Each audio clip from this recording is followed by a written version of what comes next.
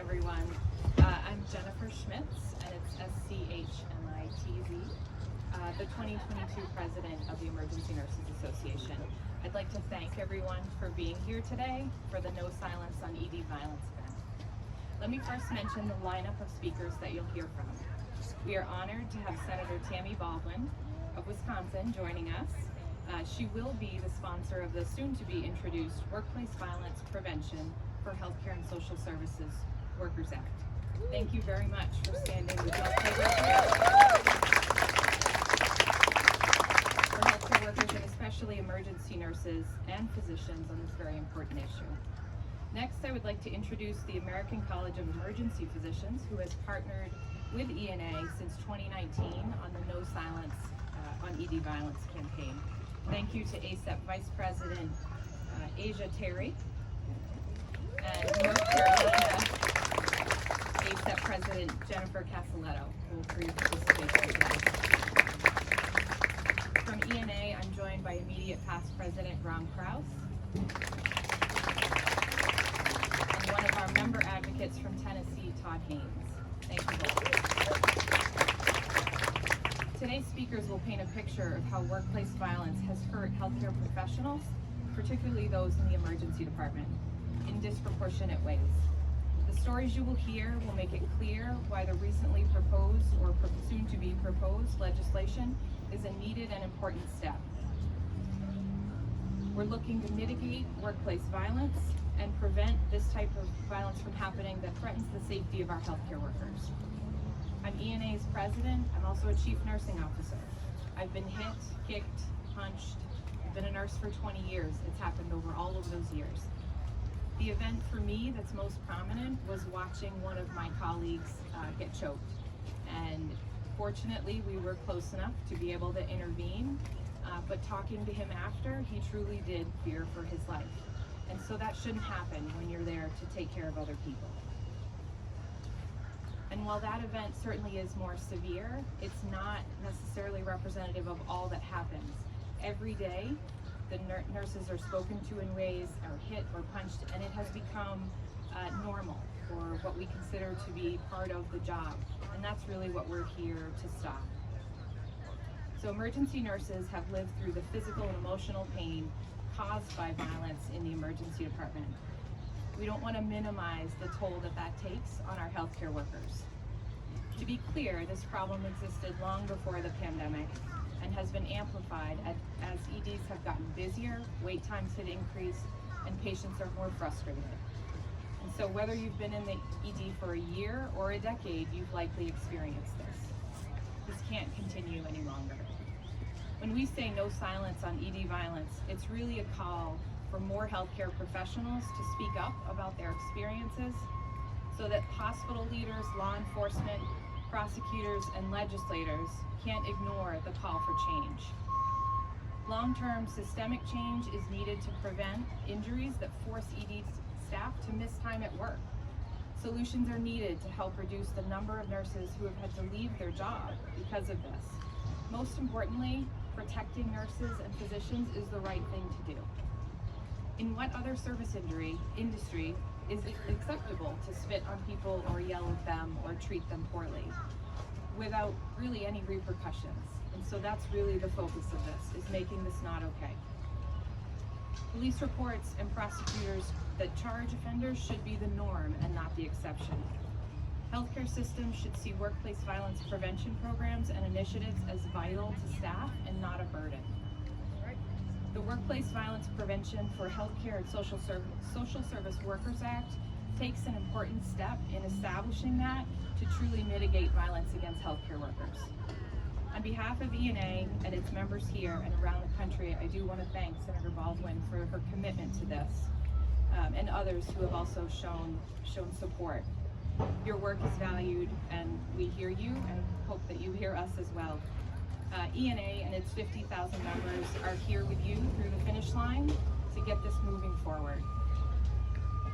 I'd now like to invite Senator Tammy Baldwin to the podium.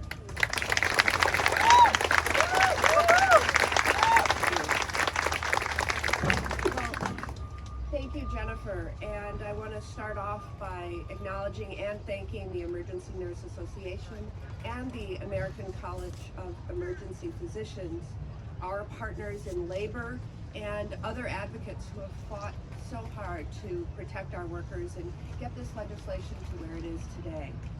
I also want to recognize the brave and selfless nurses and doctors, healthcare support staff, and social service professionals who are on the front lines each and every day. The past 2 years plus has been challenging for our community and in particular for our healthcare workers, to say the very least. And they have faced unprecedented obstacles just to stay healthy and to do their jobs. On top of it all, they have seen a spike in senseless violence against them. Unfortunately, the violence against our healthcare workers was already a pervasive issue even before the pandemic. The U.S. Government Accountability Office found that rates of violence against healthcare workers are up to 12 times higher than the rates for the overall workforce. It is unacceptable, and we must do more to protect these workers. I was thrilled to see the Workplace Violence Prevention for Healthcare and Social Service Workers pass the House of Representatives last year with bipartisan support.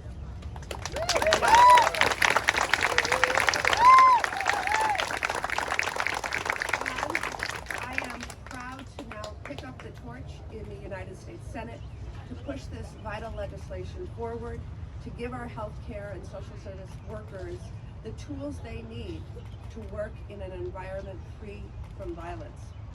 This legislation would provide long overdue protections and safety standards for our healthcare and social services workforce, promoting a healthy environment that is good for both workers and those who they serve. The bill would ensure that the healthcare and social service workplaces adopt proven prevention techniques and are prepared to respond in the tragic event of a violent incident. As time is of the essence in this fight, I am excited to announce that this afternoon I will go to the Senate floor and call for unanimous consent to fast track this legislation and send it to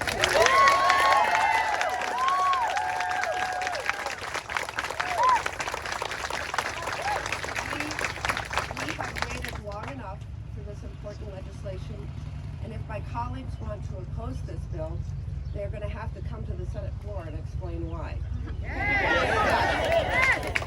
So it's time to protect our healthcare workers and their patients from violence and pass this overdue legislation. So thank you, and I will now kick it to the American College of Emergency Physicians Vice President, Dr. Aisha Terry.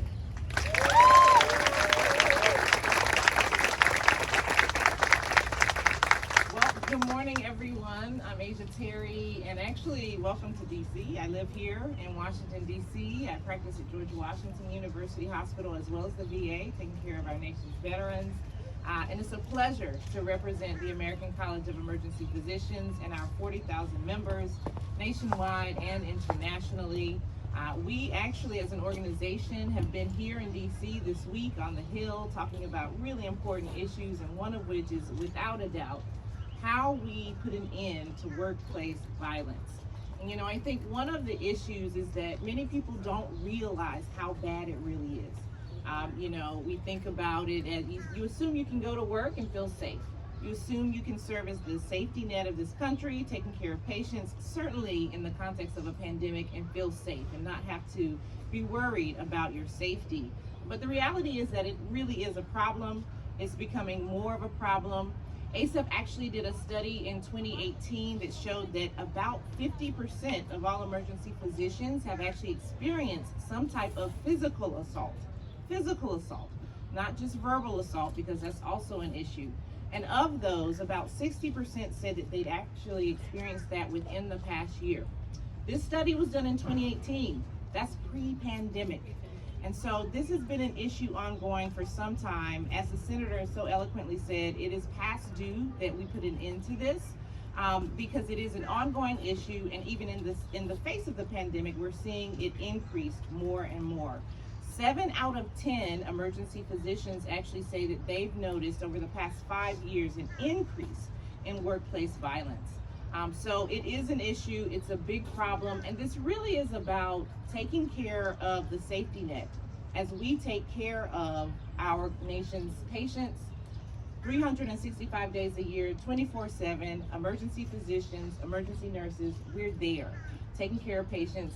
We have weathered and continue to weather the pandemic, and we are only asking for some type of security in knowing that there are guidelines, that there are standards, that there are repercussions in terms of allowing us to do the job that we love to do.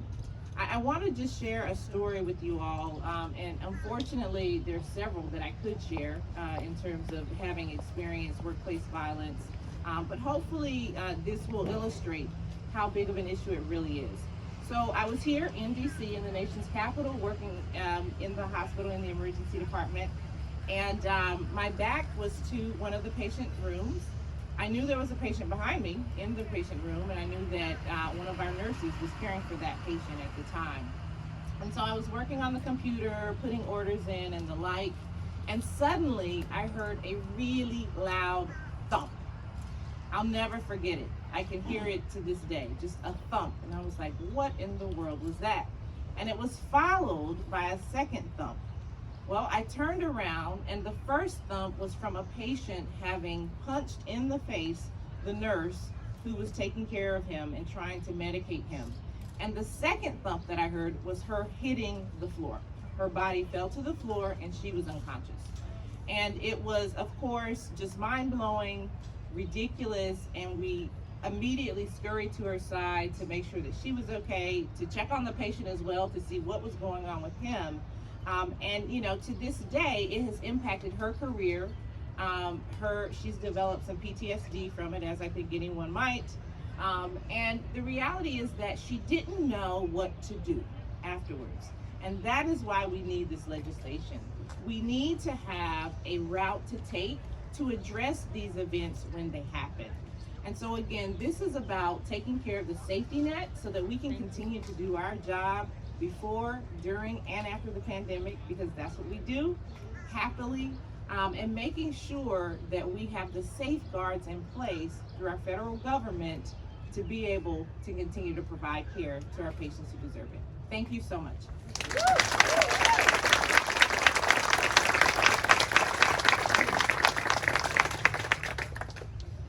Thank you, Dr. Terry, and thank you, Senator Baldwin. Good morning. I'm Jennifer Castilleto.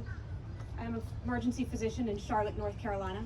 I work in the Atrium Health System in Charlotte, as well as rurally at UNC Rockingham.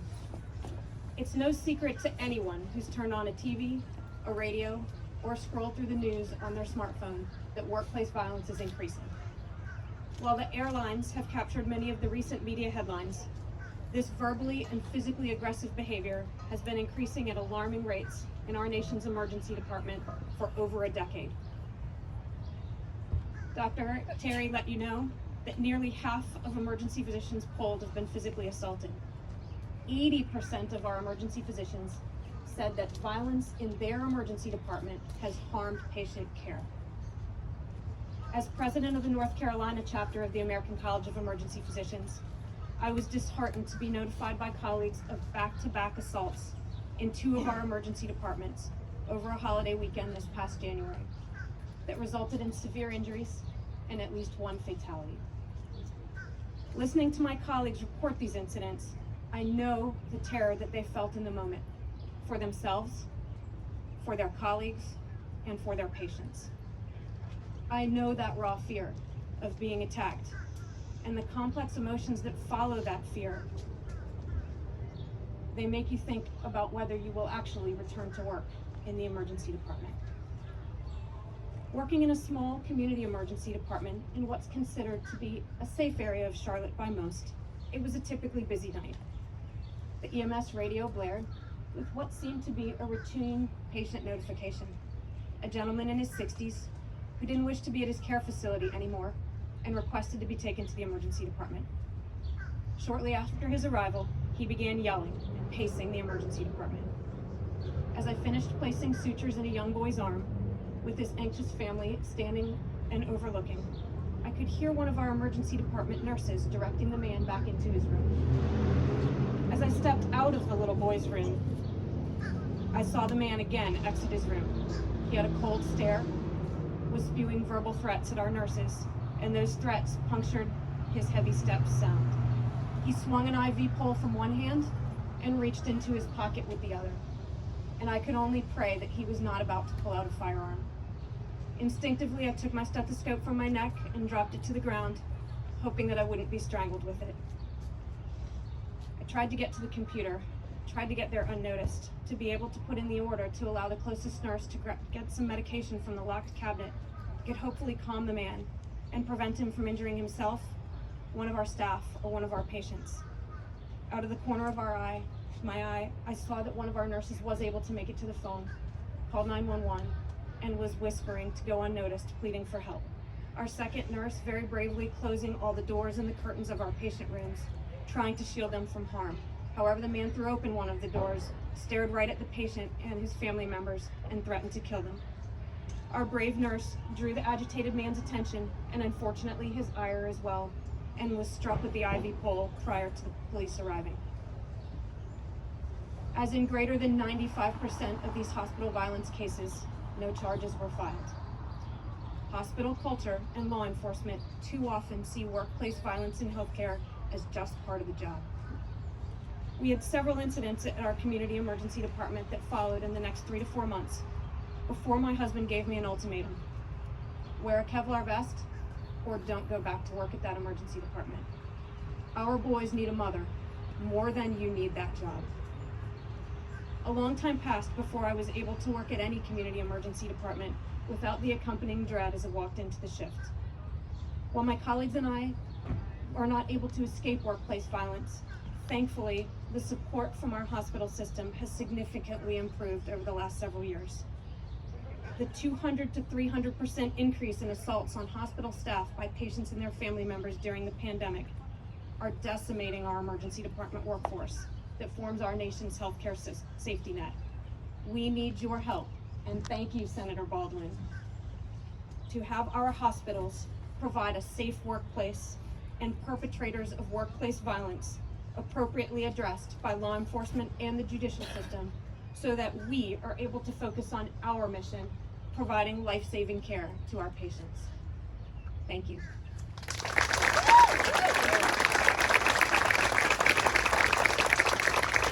I'd like to introduce Todd Haynes from the ENA, Nashville, Tennessee.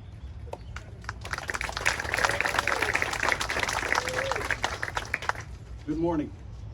My name is Todd Haynes. Nursing is my third career.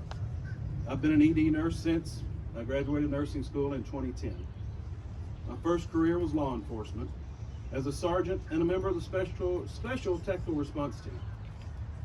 I can tell you that despite my petite stature, I've been verbally and physically assaulted more times in my 12-year career as a nurse than in my 10 years in law enforcement. And that's sad. I've been threatened.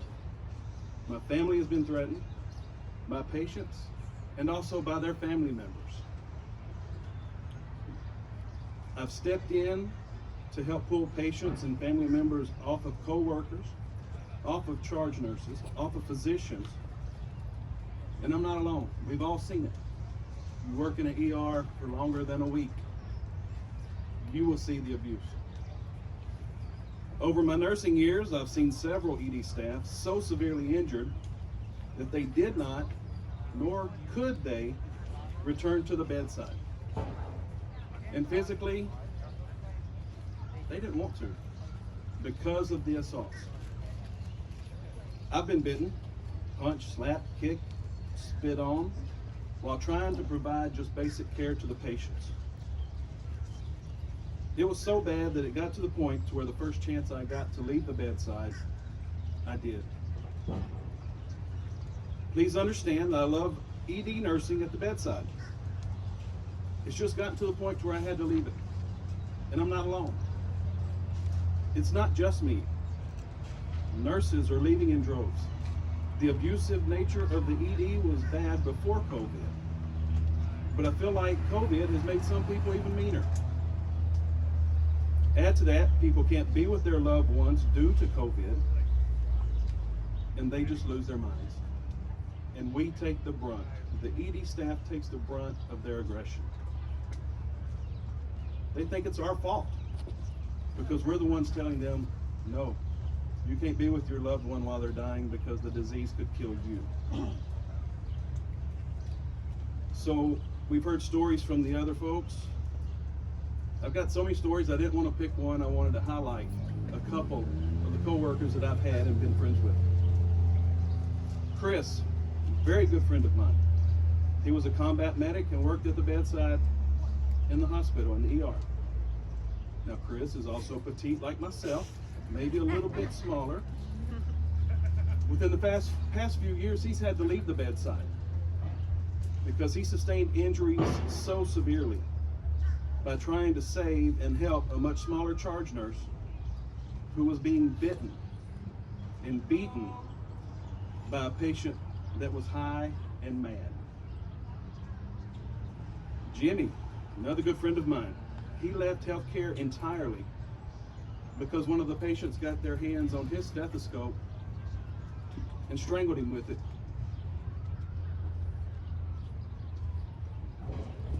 The whole time yelling, "I'm gonna kill you. I'm gonna kill you." With more experienced staff leaving the bedside, we have to have something to keep hospital staff, especially hospital emergency staff, at the bedside. This legislation will help. It will help show the importance of implementing systems and processes in the emergency setting to address the risk and hazards that make us vulnerable to violence. This bill will help put protocols in place to provide investigative outlets when something like this does happen. It will ensure that employees get the training and education for identifying and dealing with violent patients and family members. The biggest winner, I feel, for this legislation is it will create a supportive environment for staff to report these incidents. It will create a non-retaliatory policies for when these incidents do get reported.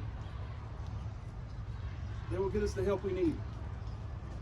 We're not going to be able to totally eliminate violence in the emergency department. That's our business. But this legislation will provide us and give us support for a safer environment to do what we love and to report these incidents and not to have to hear, it's just a part of your job. It's not a part of my job. For all of these reasons, I feel like this bill is a game changer for every ED staff member currently and in the future. Thank you.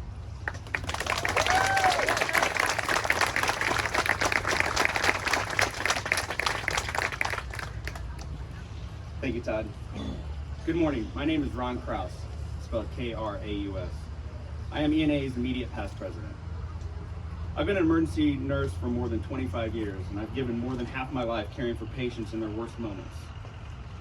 But I've never seen or heard as much worry and anxiety over safety in the emergency department as I had over the last 6 years serving on the Emergency Nurses Association Board of Directors. The nurses I've talked to have told me heart-wrenching stories of concussion, broken bones, and the overall psychological scarring that comes with being attacked in the emergency department. Livelihoods have been disrupted. Passionate, dedicated care providers become depressed and lost. Morale and self-value taken away in a moment. These stories match some of my own personal experiences. Their emotions remind me of how I've felt and what I've seen among my colleagues and peers. I could stand here all day sharing the bad things, the shameful ways nurses and physicians have been treated just because they chose a career focused on helping others. But, as others have done, I want to focus on the brighter future and the solutions that declare, beyond a shadow of doubt, that violence against healthcare workers will not be tolerated any longer. The Workplace Violence Prevention for Healthcare and Social Services Workers Act opens the door to real conversations in hospitals about what ED nurses and physicians and everyone else in the healthcare setting should fundamentally expect to keep themselves and their patients safe. Workplace violence prevention programs will become a standard, not a nice thing to have. This bill paves the way for consistency across the board so that every healthcare worker understands that their facility is prepared to prevent violent incidents, and as important as anything, knows that they are in an environment that supports employees who report when they have become a victim of violence. Supportive hospital leadership that wants to identify risks to eliminate them and puts them in a high value employee safety and are byproducts of this bill can mean everything for healthcare workers, especially the nurses and physicians in the emergency care setting.